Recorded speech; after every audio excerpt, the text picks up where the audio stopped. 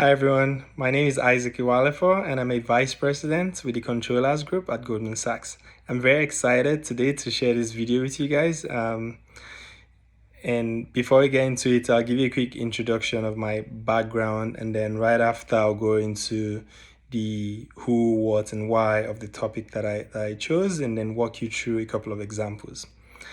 In terms of my job story, I actually grew up in Nigeria and studied chemical engineering at the University of Lagos, but always had a strong interest in the financial markets. I actually knew at some point all of the companies listed on the Nigerian Stock Exchange, and used to monitor their stock prices and could talk about most of them and where they were financially with my friends.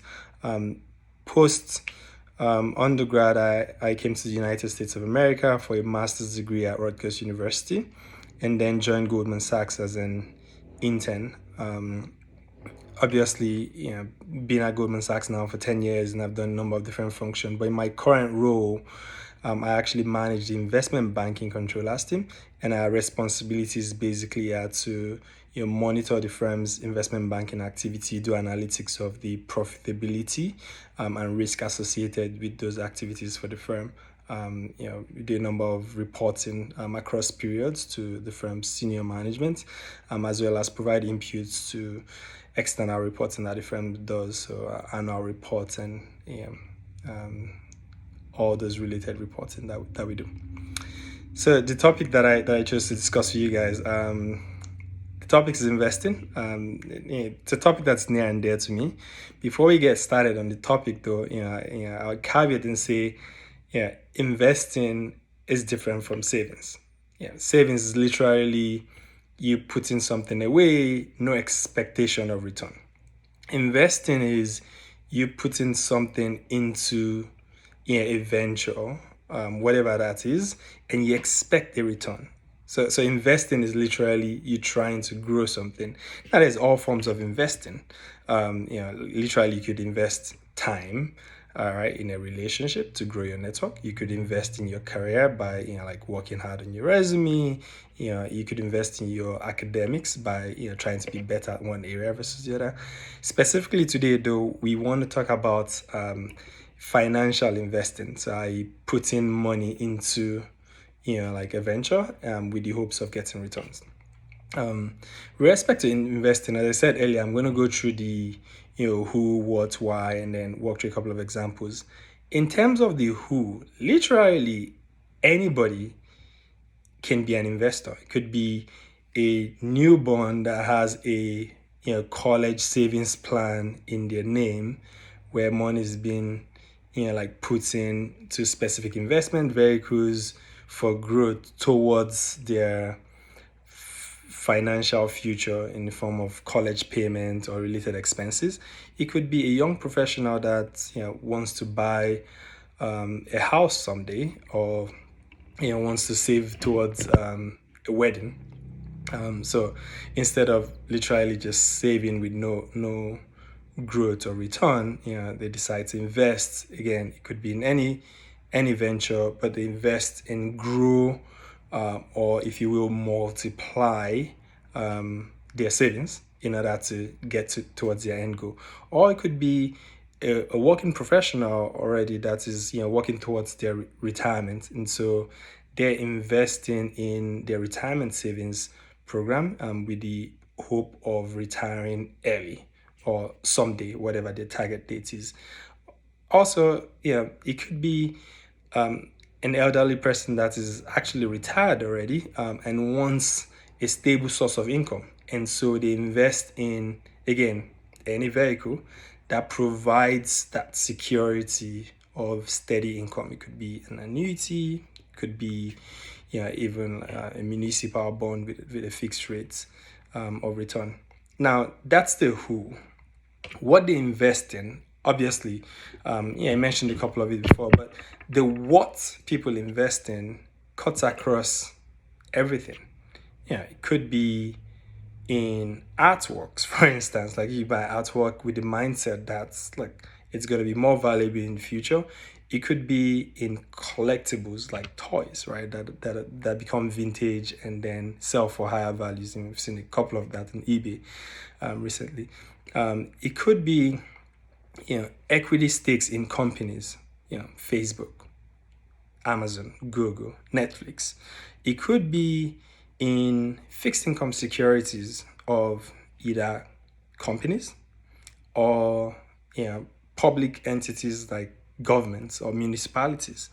So investing could be, across all of this, and even investing could be as non-standard as you putting money behind the business of a friend or a relative that you know, in exchange for some stake in their business venture, with the mindset that it's gonna grow. So investing is literally you making a financial decision, a bet that something is going to grow. So what you put that in could be, again, across a wide variety of things, right? And it could even be as simple as literally putting your money in a bank account. Again, not savings, because you want to earn a reward for that, but you put it in a bank account that gives you interest. So it could be an high yield savings account, and it's called savings account, but you get some return on it. Or it could be in a certificate of deposit, that it protects the principal, but you still get returns. Or in a money market type fund or facility. So that's the what people invest in. In terms of why, so I've mentioned a couple of this earlier on. The why is really what drives your investment thesis, right? The reason why people invest differs by like their interest in and the rationale behind it, right? And it could be, again, anything from college funds in the future to retirement to having a destination wedding to building a dream home somewhere, or to just having general financial security overall. So the why, again, cuts across different arrays, but the idea of investing is to put away money in a venture for growth so that you either get wealth or you have enough to meet a future obligation, a future need. Now, I'll give more concrete examples for why investing is actually critical. Overall, the wealth gap in the US keeps growing and widening, and part of the reason is because obviously, like, most people are not able to like have supplemental income or funds to invest and then see their investment grow. And so investing overall at a very early age, and also regardless of the amount, just the mindset of investing is very, very key, right? So the power of compounding is astonishing. And so the consistency and the focus and a discipline of investing, no matter how little, small amounts, large amounts, but steadily, consistently, persistently doing it over a long period of time yields good returns. Now you have to be careful.